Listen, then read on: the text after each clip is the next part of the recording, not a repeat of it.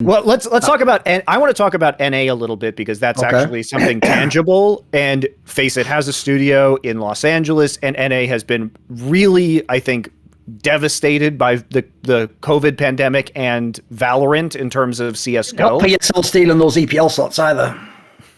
Well, yes, and I that's very true. And I think that the EPL, what's going on is that there's also incentivization for the loose teams to run NA rosters now as well.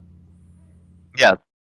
So I think I don't know if you guys saw that, but there's been announced, and there's been a change, like a new Louvre agreement has been signed, and one of the provision is to have additional financial support to the North American teams. So effectively, for the teams that are part of Louvre that decide to sign a roster of I don't remember the exact details, but I think it's either like a North American players or they reside in North America, then they actually have a financial incentive. And we're already seeing, like, as a consequence of that behind the scenes, that a couple of the big NA organization were actually considering to sign European rosters. They actually decided to, they changed their mind and went back and decided to sign North American rosters. So that's one positive thing that happened already, like in the short term. I think we talked a little bit about, like, from a grassroots standpoint, we get the investing more money and resources into FPL, into team leagues, into cash cups. So have a robust ecosystem where tier 2 and tier 3 teams and players can participate. And hopefully the goal is also, like, for players that are, let's say, at a semi-pro level, not necessarily signed to tier 1 team, but let's say close enough to have a structure between all these different circuits where they can basically sustain themselves and have the equivalent of a salary to be able to focus on the game and play full time.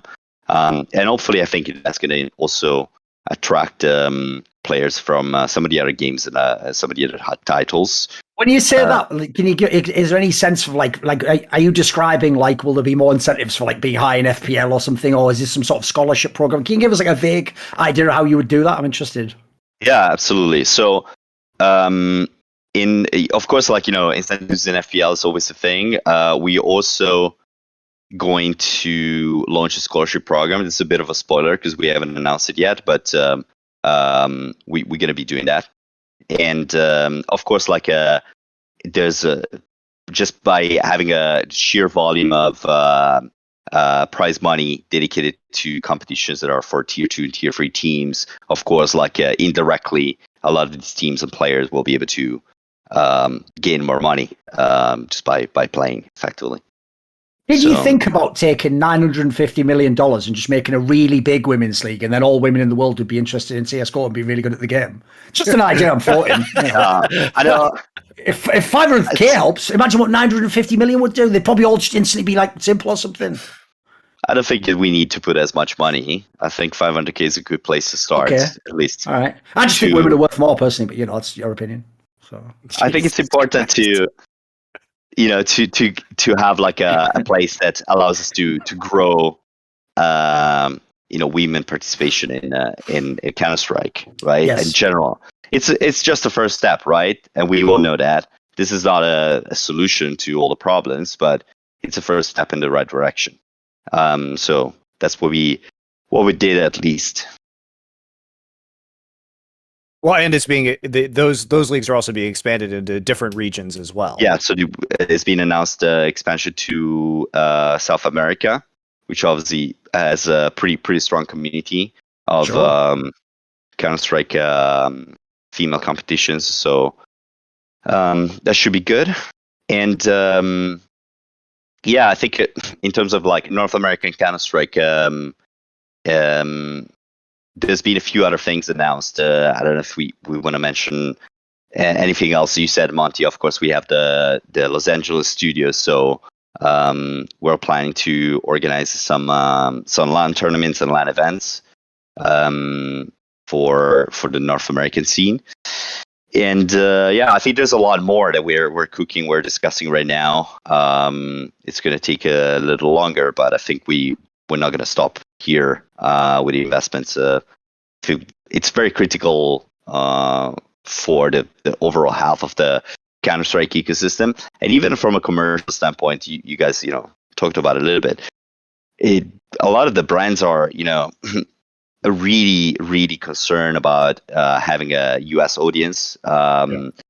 And a lot of the brands are, based in America. They're American brands. So it overall for the financial health of the CSGO ecosystem, it's important as well. I just appreciate that what it took to get North American brands to come back into CSGO was essentially some sort of like government protectionism / just bribes, just basically just give you money and you'll come back. Like, shows how North Americans really believe in esports and pioneered the whole space, didn't they? Oh no, they're all the sellouts, my bad. Shout out DJ Week, shout out DJ Week, shout out DJ Week. I don't even know what you're referring to. You don't need to worry about him, mate. That's neither here nor there. That was a personal beef being settled. Damn. All right. Well, we'll bring it all up at the end. All right. So to Richard's point, Mick, do you have any other aspects of this deal that you want to bring up? Like, I mean, obviously, like, unfortunately, the reality of this is you're just going to have to walk the walk after you've talked the talk, and it'll be up to the community and everyone else to judge on what the end results of this is going to be. Yeah, exactly. No, I think we said quite a lot. Of course, there will be a lot more. But yeah, look, I think at the end of the day, proof is in the pudding, right? We'll have to see what the next action are going to be. The next tournaments coming up. How this deal is going to really impact the fans and the community and the players, the teams, and everyone involved. And yeah, I mean, from looking at it from the inside, I'm really confident that people are going to be happy because I only see positive things coming out of this deal. So your old role was chief business officer, right? At Faceit. What is that continuing to be your role in the new company? I guess so. I don't know. Probably, yeah. Are you still working there, Mick? Like, has that been determined? As far as I know, yeah. My contract hasn't been terminated yet. Maybe after I hang up after this show, it could be. I'm not sure. It is a new project, Monty. They'll probably all have new names. They'll be like a viceroy or something to, this slave planet, Jesus. All right. Well, I appreciate you coming on the show, Mick. Man. I know it was really fucking hard. So, there's a lot of questions. And also, I think it is worth noting to the fans that, to Thorin's point earlier about layers of abstraction, I do think that in spite of everything that is very criticism worthy, this could have been abstracted much more, guys. Like there was no need to actually, it's a privately held company now. There was no need to make these kind of announcements about the financial backing of this, right? And so people will focus on that. This could have been hidden. We decided to be transparent about it. That's the approach that we took. Yeah, you're right. Like we didn't have to disclose it. I think it probably would have come out eventually. And would have been worse. So it's not, super honorable as it were, but I do think it's worth noting that, they've publicly taken their lumps on this one and been very transparent about it in a way that I found surprising. Hopefully, this is the favor. I've got one last thing to say. Many good surprises.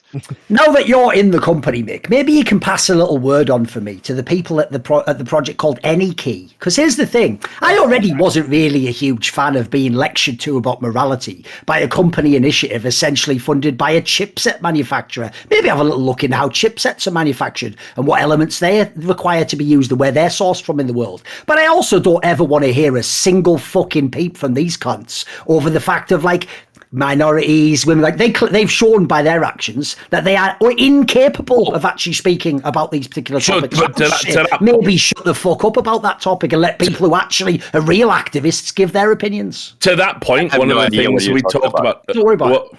Go on. To that point, one of the things that I'm interested to see, it's not a guarantee, by the way, that these sponsorships and partnerships stick around. Yeah, good know. So, we'll monitor that for sure.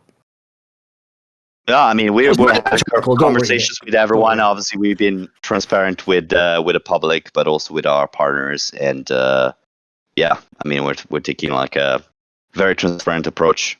So we'll see. Want to see more cool, funny, interesting clips based on topics from my content? Well, subscribe to this channel then, or, you know, be a pleb and don't.